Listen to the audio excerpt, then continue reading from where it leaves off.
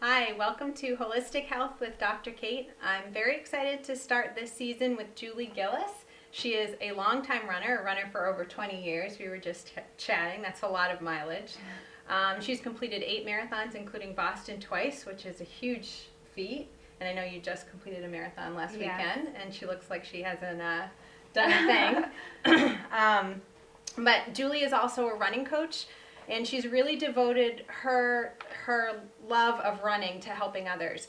So she conducts running groups, she coaches new runners, and she also is now doing a lot with teaching runners and walkers how to be safe when you're out there doing what you love to do. So thank you so much, Julie, for coming. Having me.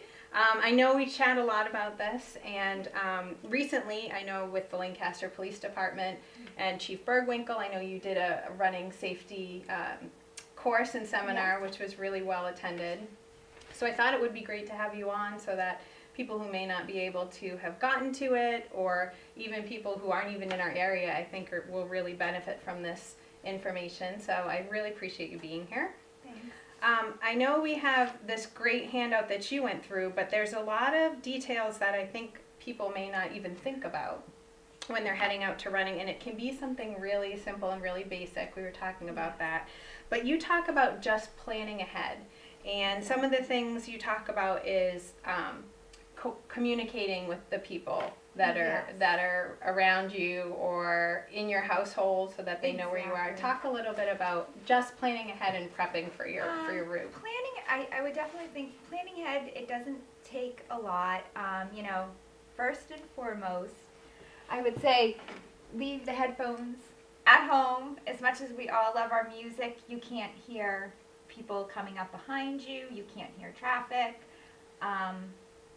It's awful that we have to not be able to have our music with us, but to me, I cannot stress this enough. So this brings up a lot of good points, and for people who are probably sighing or thinking, now what am I going to do? A lot of us use running and walking as our relaxing time, our de-stressing time, but you say, leaving those, using those are more of a distraction than... Right. I mean, there are certain times that you can use them. Like we've talked about, if you have somebody that's following you on a bike, or another person that's, watching out for you the entire way and is, making sure you're safe, or, during a race, there's times that you can wear them, but unfortunately, nowadays, you really can't. You really have to be aware of your surroundings, because you can have all kinds of technology and body alarms and mace and whatever. That is not going to help you if you're not aware of your surroundings. So, it's in dogs, Coming at you. Yeah, coming which at I've you. had happen. Right. Yeah. Which you might not hear someone coming if you have these on.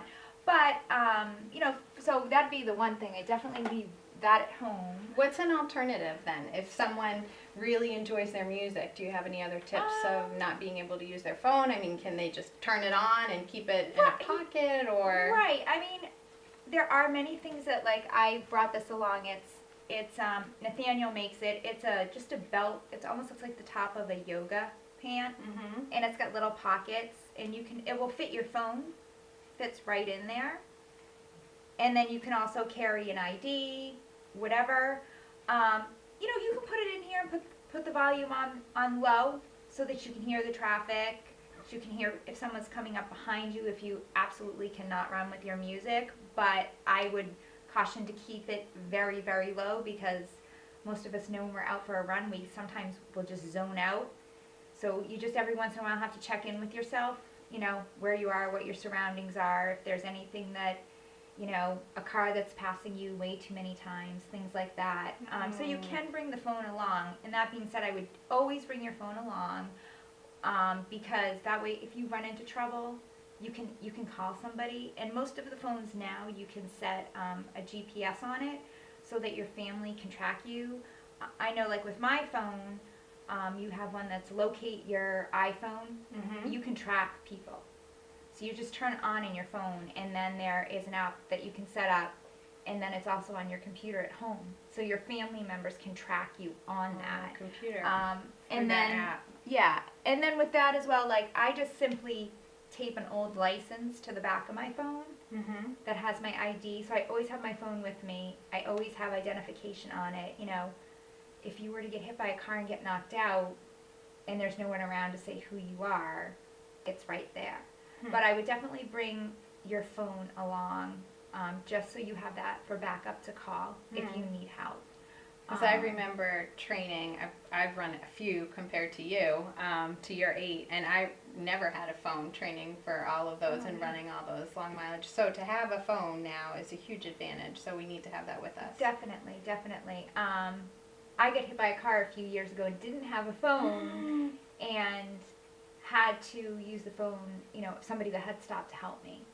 So you just got to have it with you for safety.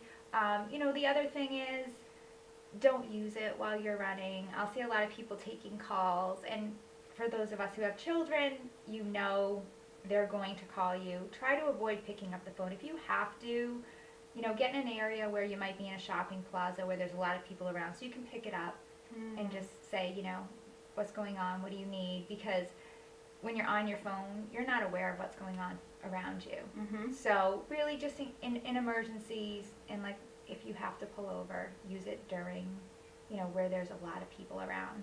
So this is probably one of your best pieces of advice, because today, absolutely, our teenagers that are out running more and walking more, but adults too, it's very hard to not be on your phone all the time. So. Exactly. You talk about running routes too. Some of the things you mentioned in here, which I thought were really important. You talked about the setting up the GPS, but you also say to let people in your household be aware of what your running routes or your walking routes are. Exactly. Like I have names for every one of my routes that I do, and I'll say to my husband, I'm doing this route today. I'm doing the secluded route, which I don't do the secluded route without him, or I'm doing what I call the city route, where I run down, you know, Main Street where there's more people, or I'm going to run from this town to this town. Here's where I'm going. Here's the route. So that at any time they know where you are. You know, if you lost contact, your phone died, they couldn't get a hold of you, they have an idea of what your favorite routes are. And, you know, just letting them know, I'm leaving at this time. This is when I expect to be back. So they have that information. So they know if they can't get, if you're running behind, they'll come out and, I mean, at least in my family, they'll come out and look for me if I'm running behind. Yeah, because now they know where you're going to be. They have an idea of how long you're going to be. Exactly. If you're just heading out and what if no one's even in your house and you're heading out for a run? Send them a text, let them know. Yeah, I do that. Like, for instance, if my husband's traveling on business or something like that, I'll call my in-laws or text them and say, I'm going out for a run. I should be back in 30 minutes. I'll call you when I get back. Just so then that way someone is looking for you. Because if no one is home and they're all gone for the day and you're going out for your run and nobody has any idea where you are, it's just, you have no plan. You haven't planned ahead. You haven't set yourself up for a safe run.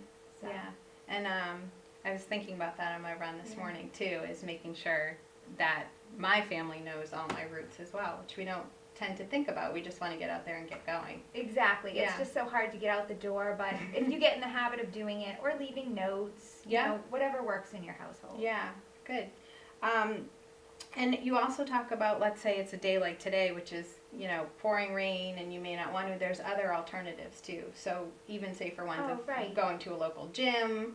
Sometimes you can get a quick day pass. If it's getting too late in the day, it's going to get dark soon, but you really want to go for that walk or run, just finding a safer way to do it, whether it's a treadmill at your house or heading to the gym or...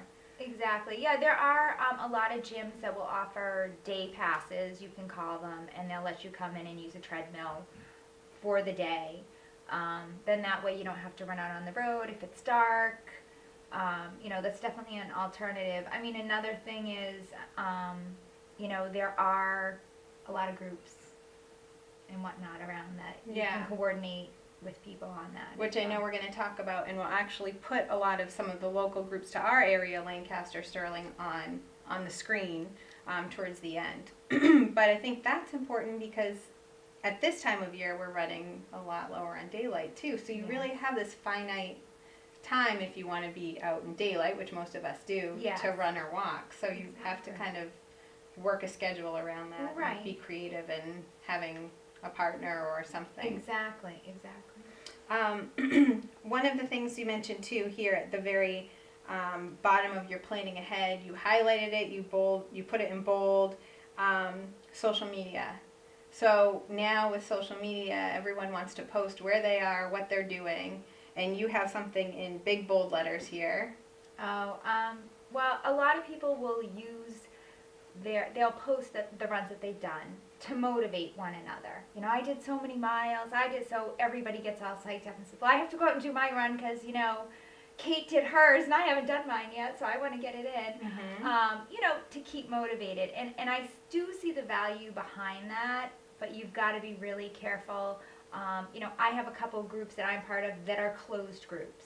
So only people are invited into that group. You have to be accepted. So it's not, and it's a seeker group. It's not going out to the general public.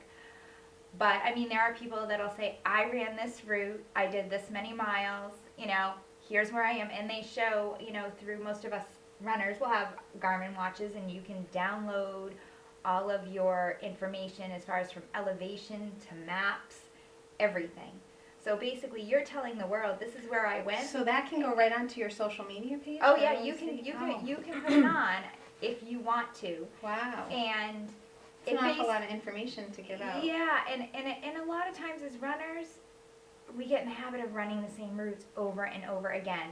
So anybody who's kind of looking at your social media can say, geez, I know this girl runs on this street every day at every time. And you hate that your mind has to wander there. But unfortunately, we have people that are looking for that kind of information. You just need to safeguard against that. I mean, that's, as much as it's motivating, to me, it's very scary because I think you're giving people too much information, and people very quickly learn your habits. I mean, I've gone to the grocery store before where people I don't even know will say, "Oh, did you do your run today? I see you running everywhere," and it's scary because you're like, you don't realize who's watching you. I don't think people are stalking me, but just take that precaution. Really safeguard that. I mean, everyone does not need to know it. If you want to share it, you can share it privately with your friends. Yeah. And within those groups. Those groups which are only closed so that only the people you want to see what you're doing. And that can still kind of fulfill that motivational piece. Exactly. So, and I was going to ask you about that, which you kind of mentioned briefly as you were saying, change your route, change your times. Yes, change your route. Go out half an hour later. Go out a half an hour early. Change your route. Run it forwards. Run it backwards. Just try to mix it up as much as you possibly can. You know, I just know myself. I know you see the same cars over and over. You go by the same houses over and over that you start to recognize. Well, you know, kind of what's going on in those people's lives and what time they leave for work, and they're seeing you out there, so change it. Just change it up every once in a while. And I mean, that'll keep you motivated to keep going so you're not doing the same routes over and over again. Yeah, that reminds me, I see a couple runners out that do the same thing at the same time. It's I can set my watch to seeing them go by. And if it's a group, if you're in a group, you're much safer. I know a lot of groups that'll do a lot of the same routes. But when you've got, you know, a few people with you, you're a lot safer. I feel like your chances are less that you're going to encounter anybody, you know, coming up behind you or surprising you. They want you alone, you know, unfortunately. Yep. And you even took it a step further. You were just saying where you had your husband coming with you. So having a buddy to run with you, walk with you, bike with you, whatever it might be. Is another way to... Yeah, there's a lot of groups. And there's a lot of people. I mean, my poor husband had to every long weekend run with me, whether it was raining or whether it was 90 degrees. He just followed behind me on his bike the whole way, you know. So you do what you have to do. Yeah. So we talked about being aware and not making calls. Never run with your headphones. Now... one of the things that I'm finding I'm doing is I'm sticking to a lot of the busy roads, the main roads. So you even mentioned that here is stick to the streets. You want to have sort of that common sense of not going off on. I know in Lancaster there's a lot of secluded, wide, kind of quiet streets, long windy roads. So you want to kind of stick to The streets that are busier? Right, the streets that are busier, and just know the traffic patterns. Mm-hmm. You know, there's certain times a day that there are certain roads I'll run on because I know there's going to be a lot of traffic. There's other times a day that, you know, recently I had gone out and I was on this road that at a different time of day I would have no problem running by myself, but the traffic patterns had changed, there was no one out, and it didn't feel right. I said, I'm going to change this up, I need to leave this area.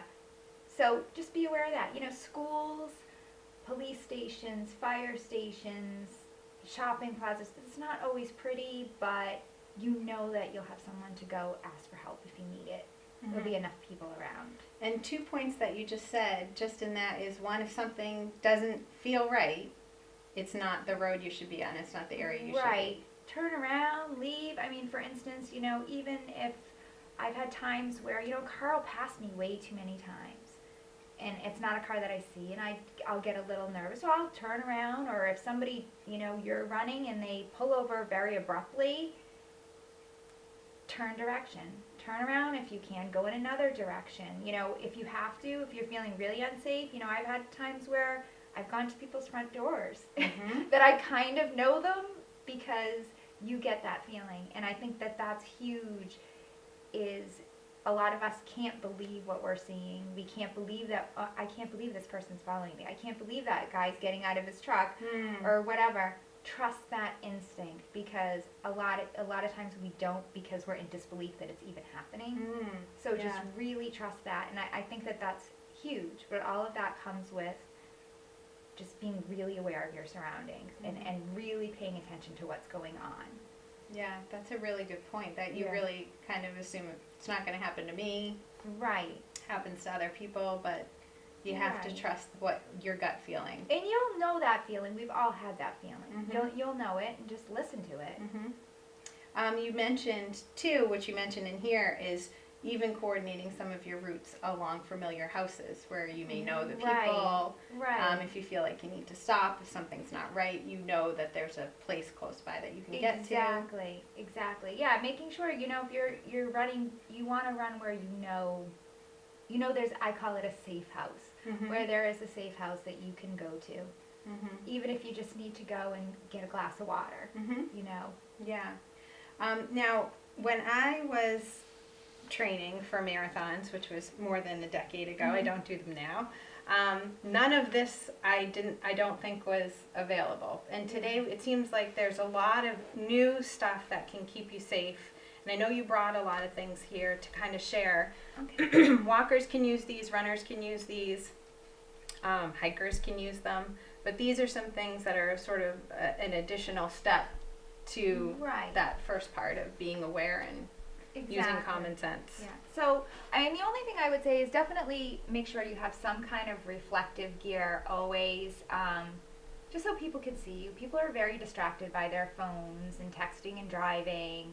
Just have stuff on so people can see you. If you're going to go out, you know, there are sometimes groups of us that will go out in the dark. These are headlamps you can put on. They just either go on, but then you can set them so that they flash as well. So have that on, and always run towards traffic. Don't run with it.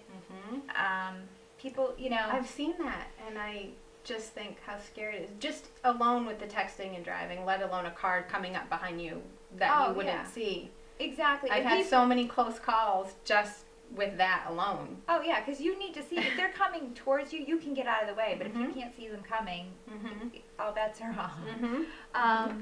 So like I had said before, this you can use to carry your phone in, and it's great. I actually just wore this for a marathon. It does not bounce or anything, because I had problems with having belts that everything bounces. It's uncomfortable. You'll forget that you have this on, and you'll be looking for your phone and saying, wait a minute, where is it? And you're going to realize it's still around your waist. So that's one. And who makes that? Nathaniel makes this one, but then there's another one that's called the Flip Belt, but I'm not sure if Flip Belt is the name of the company. I don't know.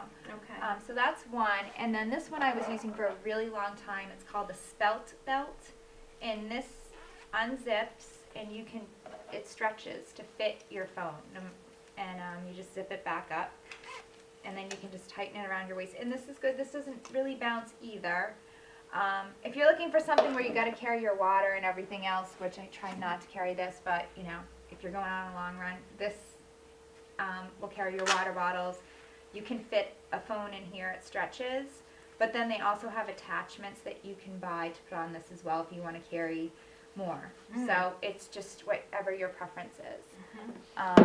So yeah, so all those things are great. What I recently started running with, which, you know, after speaking with the chief of police and whatnot, anybody in Massachusetts who is over the age of 18, you are able to carry pepper spray, as long as, you know, you don't have a criminal record or anything like that. Nobody's going to ask you who's going to sell it to you anyway. They carry it a lot at, like, Cabela's, I know, has it.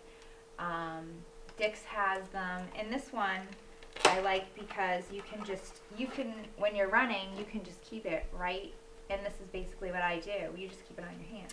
I see these a lot now. Yeah, well, that Everyone's day wearing we them, gave yeah. out, I think, like 33 pepper sprays. Yeah. And you'll see a lot of people around town Yeah. with them. And it just has a little switch and you flip it. And this one's a gel-based one, which is great. It's fluorescent.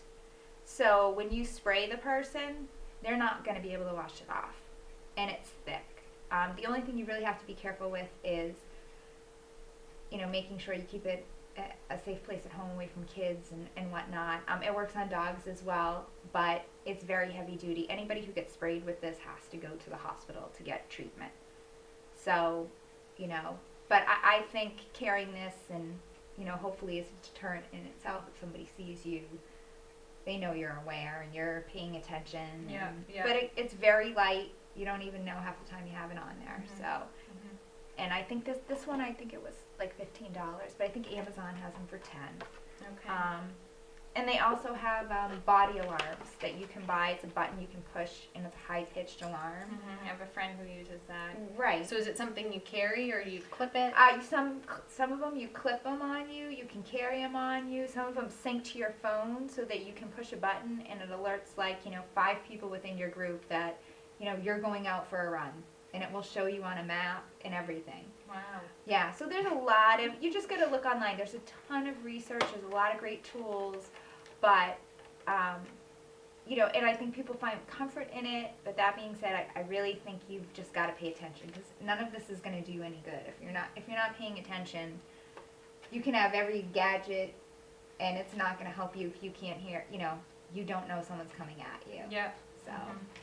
That's great.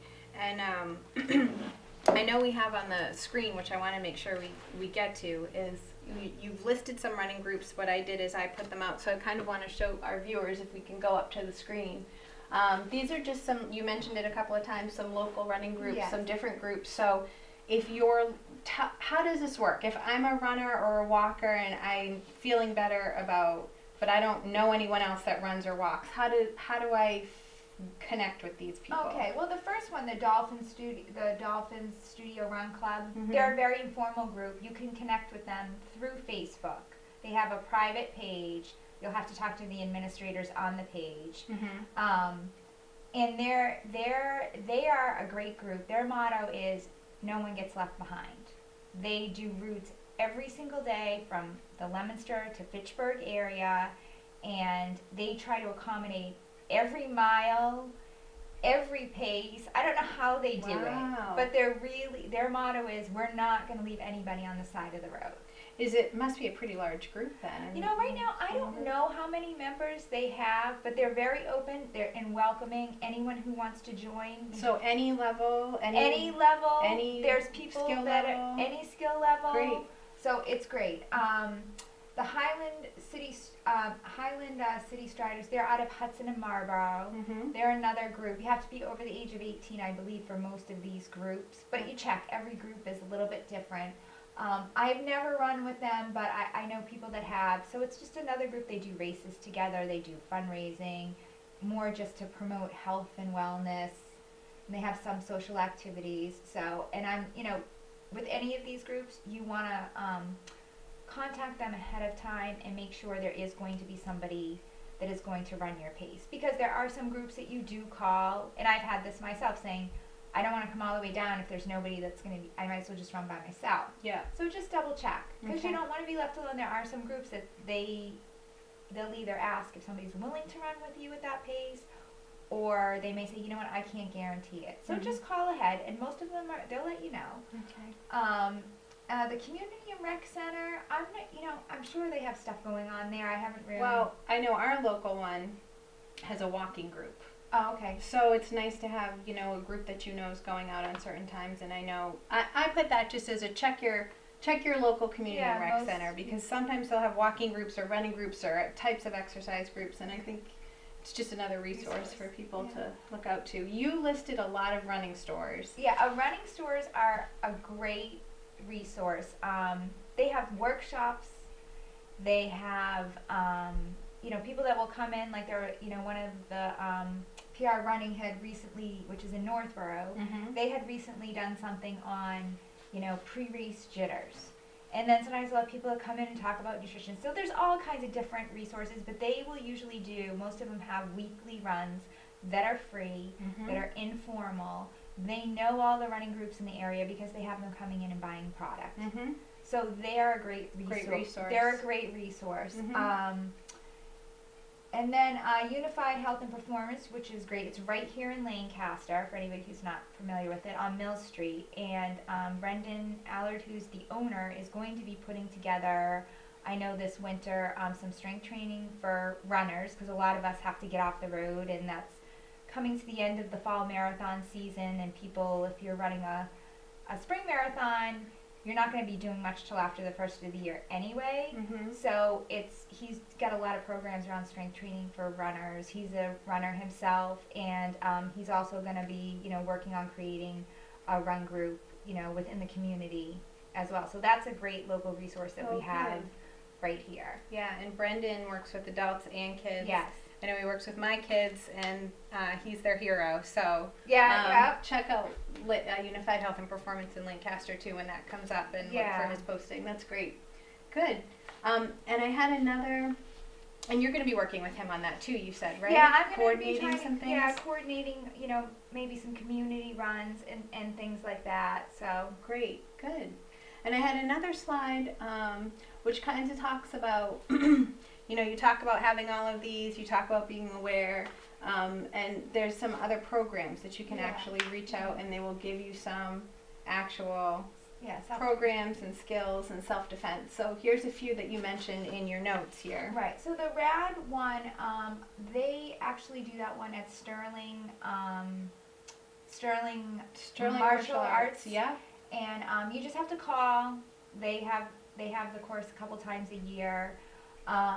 But the RAD is a philosophy, and they do that everywhere. So you just need to look in your local community. If you Google it, you should be able to find resources for that. So you can Google RAD Women's Self-Defense. They also have a RAD's Kids.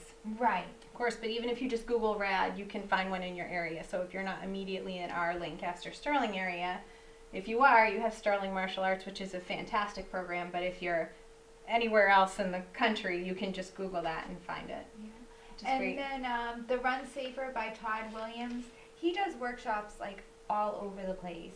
He's an Olympic athlete, and he's into, I think it's Jitsu or one of the martial arts, and he goes all over the U.S. doing workshops for just runners. I see a lot of his courses advertised at local running stores. So I would Google him, you can email him, and he has a calendar of events. So you just have to contact him. He did have one locally, but unfortunately that was earlier this year. So we've missed that for our area. Not to say he isn't coming back. I just don't know his full list of availability. But that would be on his website. Oh, yeah. Great. And local police station, I added that on there because that's who kind of co-sponsored or sponsored the program you did in our town of Lancaster, which was really well received. And a lot of the women that I spoke to who couldn't make it were really, not happy that they weren't able to be there. So hopefully they can even watch this and get some of the information as well. So I definitely know it was really an appreciated resource to have. So I definitely think it was needed, and they when I ended up calling the chief and said, listen, we've got to do something because our running community was going crazy, and a lot of people were feeling like their freedoms were being taken away. They could not go out and run anymore, and for most of us, that's the only time we have kind of to ourselves. So when we talked to him, and he was like, absolutely, let's get them down here, and he gave us a lot of great advice, and talked a lot about pepper spray and the different ways that we can defend ourselves. And he even said, in the future, if anybody has any questions, definitely reach out to him. And I know there's a lot of runners, and when they know we're out on the road, they're out there watching us. I mean, I've had a lot of police stop and say, "Are you okay? Where are you going?" So they've really stepped it up a notch. Like I can't thank them enough, because there's a lot of communities that this has not happened. Yeah, wow, that's great. Yeah. So another just great resource if you have a question about what's going on, or specific questions about your community or how they're supporting you. Certainly your local police station is a great resource to have too. That's really wonderful. Yeah. So ultimately, if we talk about this, and I want to thank you again for coming on, and there was a lot of people who heard you were coming, and even all day people were saying, "Oh, I hear Julie, you're interviewing Julie today. I hear you're interviewing Julie. I can't wait to see it. I'm really excited." So there's definitely a lot of people that are really looking forward to watching this. Good. So I really appreciate you taking the time to come out. Oh, thank you for having me. If you could sum up the most important thing for safety for running or walking when you're out there, what's the most important thing? I feel like you've said it a million times. Yeah, I've said it a million times. Is just be aware of your surroundings. Be vigilant. Don't take anything for granted when you're out there. If you're questioning a route, then chances are you probably shouldn't be doing that route. And just let people know where you're going to be. And if you can, run with a group. It's not always ideal, but if you can, that's your safest. But just pay attention. Stay off your phones. Take your headphones out. Really listen to your surroundings and just pay attention, because you can have every gadget here. You can tell everybody in the world where you're going and blast it on Facebook and say, "I'll be back in 30 minutes, and if I don't post it, come and find me." That's not going to help you if you're not paying attention. Just pay attention. And if you see me on Main Street and you have your headphones in, I'm going to pull you over. And take them out of your ears. And take them out of your ears. And throw them in the middle of the road. Exactly. Well, thank you so much again. I really appreciate you sharing this information. I think it's critically important, and a lot of us are not doing things exactly as we should to be safe and still be able to enjoy what we love doing. So thank you so much again for being on here. I really appreciate it. And you can look for Julie too. She's always, I know you're doing a lot of coaching with runners. I know you were mentioning earlier about helping people with running their first marathon or training for their first half marathon. So she certainly has the experience for that too. So and maybe even working with Brendan a little bit on that as well. Yeah, so we're trying to develop something. So if someone wants to look out for you for running and coaching, how can they get in touch with you? Is there a way? They can definitely contact you, and then if you want to contact me, we can go from there. Great, that's good. All right, well, thank you so much, Julie, again. Thanks. You've been watching Holistic Health with Dr. Kate. We're dedicated to informing, inspiring you to make healthy and whole decisions for your family. Thank you for watching.